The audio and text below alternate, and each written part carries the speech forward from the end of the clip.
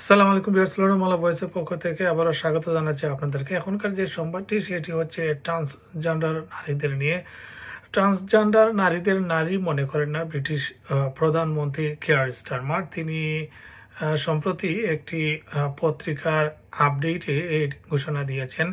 কারণ এর আগে তিনি ট্রান্সজেন্ডার নারীদেরকেও নারী হিসেবে আখ্যায়িত করেছিলেন, কিন্তু বর্তমানে প্রধানমন্ত্রী হিসাবে হওয়ার পর সম্প্রতি আদালত কর্তৃক যে রায় এসেছে সেই রায়ের প্রতি তিনি সম্মান জানিয়ে বলেছেন যে ট্রান্সজেন্ডার যারা তারা নারী নয়, তারা ট্রান্সজেন্ডার নারী।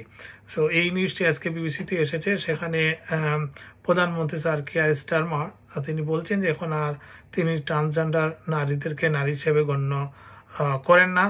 এমন মন্তব্য এসেছে তার দপ্তরের মুখপাত্রের পক্ষ থেকে। এই বক্তব্য এসেছে যুক্তরাজ্যের সুপ্রিম কোর্টের একটি ঐতিহাসিক রায়ের পর।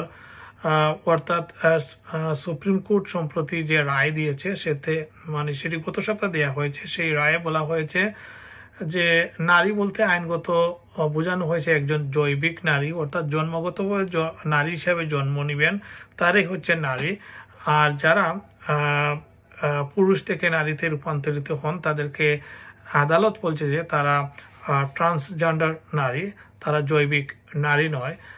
সেই সংজ্ঞায়িত এসেছে সম্প্রতি কোর্টের রায় অনুযায়ী। সেখানে কোর্ট যেটি বলেছে যে একজন ট্রান্সজেন্ডার নারী ইভেন যদি তার জেন্ডার রেকগনিশন সার্টিফিকেট অর্থাৎ জিআরসি থাকে, আইন অনুযায়ী প্রয়োজনীয় তিনি নির্দিষ্ট নারী শুধুমাত্র সিঙ্গেল সেক্স স্থান থেকে বাদ পড়তে পারেন যদি তা অনুপাতগত ও যুক্তিসঙ্গত হয়।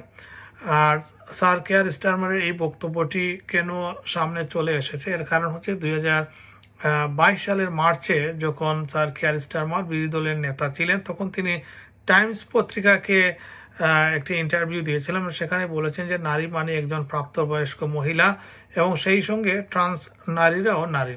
এটা শুধু তিনি বলছিলেন যে এটা শুধু আমার দৃষ্টিভঙ্গি নয়, এটাই আইনের ব্যাখ্যা। তবে বর্তমানে প্রধানমন্ত্রী দপ্তরের মুখপাত্র বলেন না, সুপ্রিম কোর্ট এখন স্পষ্ট করেছে যে ইকুয়ালিটি অ্যাক্ট বিশ্লেষণের ক্ষেত্রে নারী মানে জৈবিক নারী। তিনি আরো যোগ করেন যে এটা আদালতের রায়ে খুব পরিষ্কারভাবে বলা হয়েছে। যখন সাংবাদিকরা জানতে চান যে স্টারমার তার অবস্থান কবে থেকে পরিবর্তন করেছেন, মুখপাত্র জানান যে লেবার সরকার সবসময় মনে করছে যে একক লিঙ্গভিত্তিক স্থানগুলো আইনগতভাবে সুরক্ষিত থাকা উচিত। ট্রান্স অধিকার বনাম নারী নিরাপত্তা নিয়ে বিতর্কের সৃষ্টি হয়েছে। এই ঘটনাটি ব্রিটেনের চলমান একটি বিতর্ককে নতুন করে উস্কে দিয়েছে। সেখানে ট্রান্স অধিকার ও নারীদের নিরাপদ একক স্থান নিশ্চিত করার বিষয়টি একে অপরের বিপরীত এসে দাঁড়িয়েছে। বিশেষ করে পাবলিক টয়লেট, হাসপাতালের ওয়ার্ড এবং আশ্রয় কেন্দ্রের মতো জায়গায় ট্রান্স নারীদের প্রবেশাধিকার নিয়ে বহুদিন ধরেই বিতর্ক চলছে। মানবাধিকার সংগঠনগুলো বলছে এই ধরনের ব্যাখ্যা ট্রান্স সম্প্রদায়ের প্রতি বৈষম্য সৃষ্টি করতে পারেন। ভিউয়ার্স, এই ছিল ট্রান্সজেন্ডার নারীদের নিয়ে আপডেট। আবারও অন্য কোনো নিউজে আবারও দেখা হবে। সবাইকে ধন্যবাদ।